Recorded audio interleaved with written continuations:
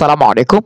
২০২৫ শিক্ষাবর্ষে নবম দশম শ্রেণীতে তোমরা যারা মানবিক বিভাগ নিয়ে পড়াশোনা করবে, তোমাদের কোন কোন বই থাকছে তা নিয়ে আজকের ভিডিওতে আলোচনা করব।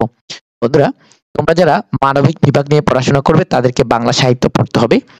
এটা হচ্ছে বাংলা প্রথম পত্র, এটা সহপাঠ, বাংলা দ্বিতীয় পত্র, এটা হচ্ছে বাংলা ভাষার ব্যাকরণ বলতে বাংলা দ্বিতীয় পত্র বোঝায়। ইংলিশ পাঠ হলে ইংলিশ প্রথম পত্র, আর হচ্ছে গণিত।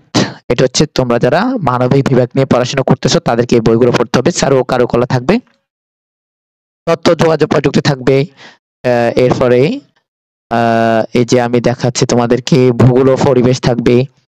হ্যাঁ, মানবিক বিভাগ থেকে যারা পড়াশোনা করছো। এরপরে কৃষি শিক্ষা থাকবে যদি ছেলে হয়ে থাকো, আর মেয়েদের জন্য রাষ্ট্রবিজ্ঞান থাকবে।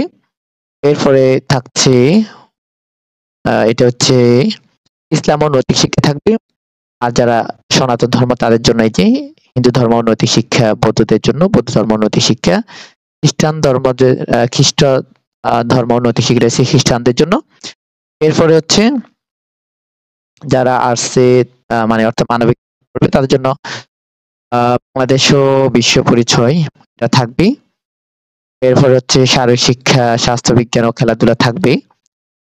এরপরে থাকবে ইংলিশ গ্রামার এন্ড কম্পোজিশন। এই হচ্ছে তোমাদের বিষয় যারা মানবিক বিভাগ থেকে পড়াশোনা করবে। তো বন্ধুরা, তোমাদের জন্য শুভকামনা। তোমাদের বন্ধুদের মাঝে ভিডিওগুলো শেয়ার করে দিবে। আজকের ভিডিওটি আমরা এখানে শেষ করছি। আল্লাহ হাফেজ।